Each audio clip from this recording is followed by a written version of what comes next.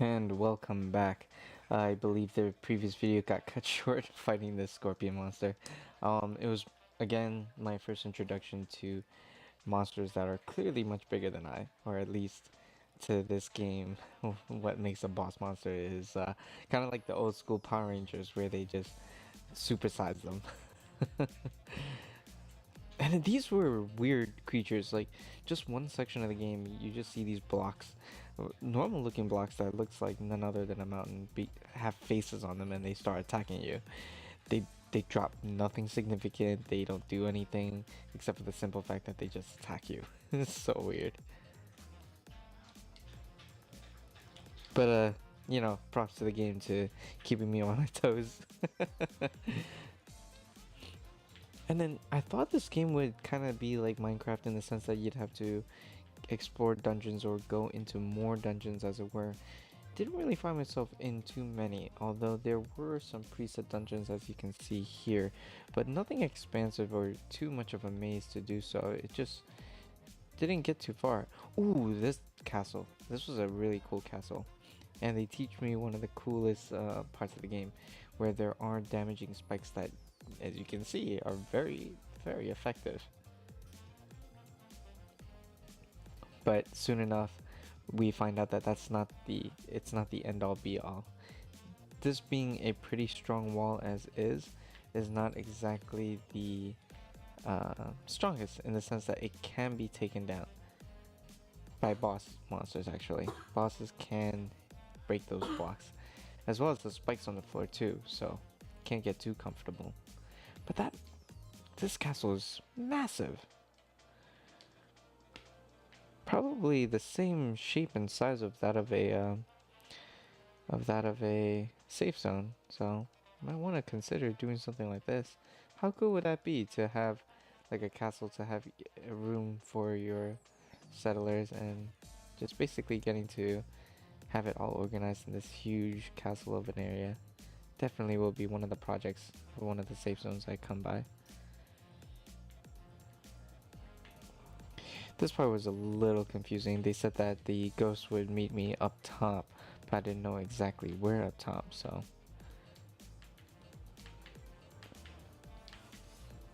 I don't even know when I started to look for the actual ghost itself.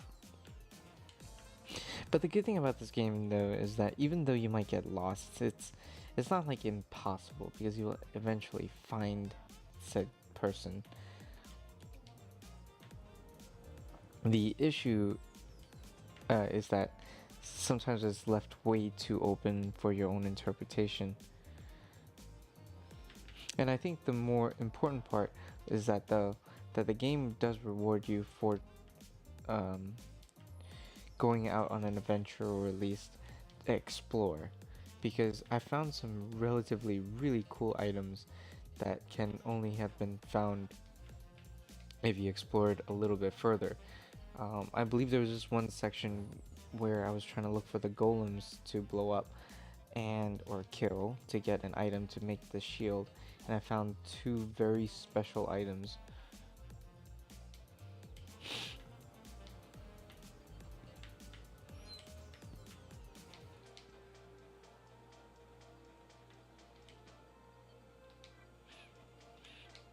Alright, so here I'm basically doing a huge wall with spikes. Seeing how effective it was, I had to implement that into this city. Not exactly sure what I was doing with those pots there. I think I already had them in my inventory and decided to just place them down to make a kitchen look more like a kitchen. Ah, the doors. There's such a huge difference between the iron doors and like the flimsy straw doors. I think at this whole section of the game I was just sprucing up the entire village to make it more of an actually looking village.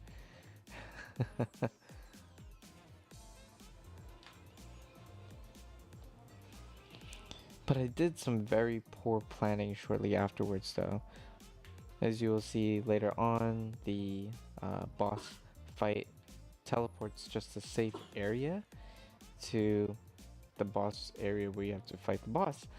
But the issue was that I built the wall outside of the safe area, so that kind of took away from the whole point of having the defense. This was actually a really intuitive method of implementing recipes or layouts of the game. I mean, granted, you don't have to follow the exact recipe, but to teach you how to implement these features, if you follow it, not only do you get complete the quest, but you also pretty much learn what needs to be done for it to be implemented successfully. Which has been, all in all, very intuitive.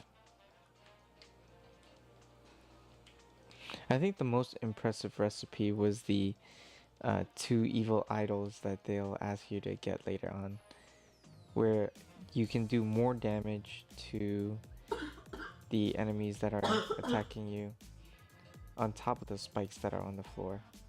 Really, really cool stuff. I go on to creating this wall on each side of the city, which helps out actually, because as I mentioned earlier, later on in your base level you will get more monsters coming in from different sides to really add to the challenge, because I've left the back bare open for the longest time only to reach a point where all of a sudden during the daytime I'm being attacked by skeletons while I'm building stuff. So I mean it's not going to destroy much, although God forbid you reach that point in the wave where it's one of those hammerhood enemies, and then you'll just see notifications that you started losing buildings or room types, and only to find out that a huge hole was made from in the back of your base. You don't want to find out that you need a wall that way. So different walls or different stone types will deter different types of monsters. As you can see right there, the hammerhoods, which would have broken anything lesser in strength of the stone wall, could not break that wall, showing their frustration by saying, "Grr, too tough."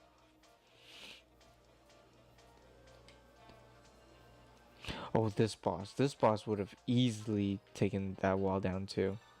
So again, it was a good thing I didn't learn it here, but it's a very valuable lesson.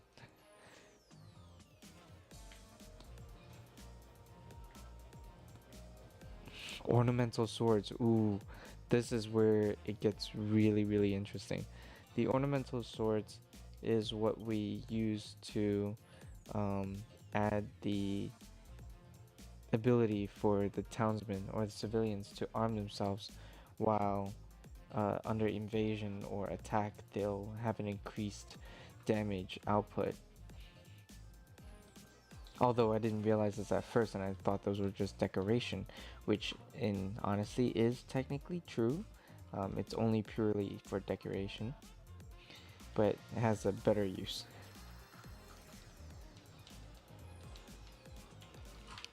And there's that. I believe this is base level 3. They were expecting to do this for base level 4, but that will conclude this video, albeit a little shorter than expected. But tune in for a next round. So much more to add to the city. I believe I'll be adding a wall. I'll be adding a lot more traps. Very, very cool stuff.